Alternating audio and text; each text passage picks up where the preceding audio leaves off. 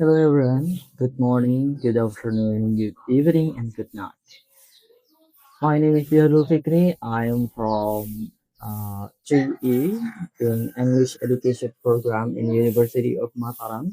And today I'm going to talk about something it is so simple that sometimes we forget about it. What is it? I think you can guess it. It was countable and uncountable nouns. Okay, before we continue to the material, so I was want to remind you what is noun is that.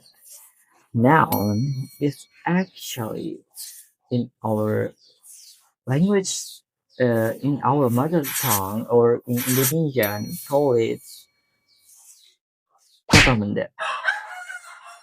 But in English, kata benda or noun is not as kata benda, but it actually exists about concept and then the idea and etc.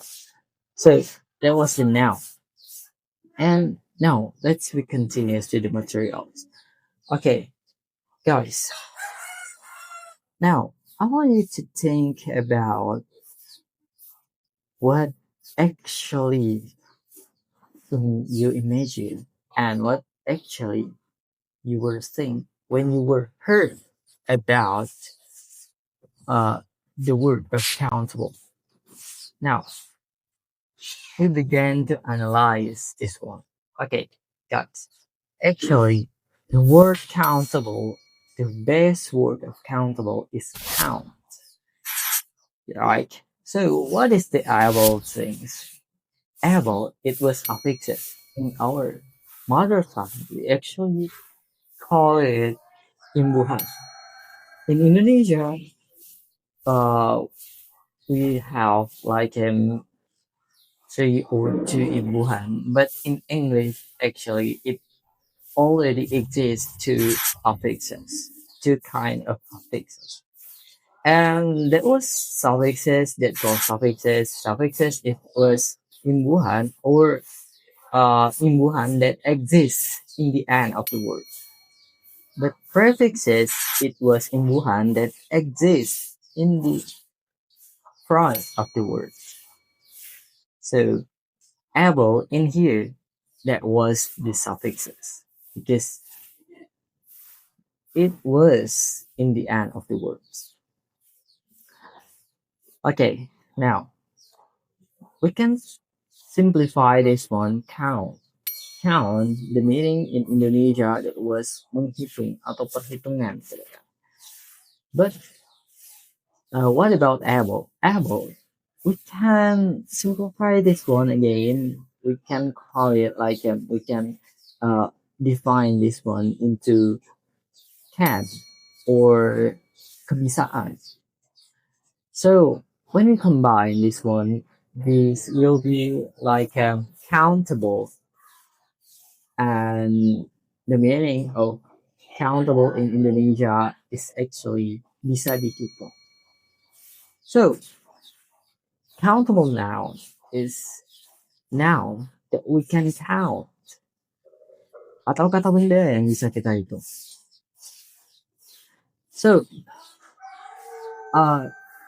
I got um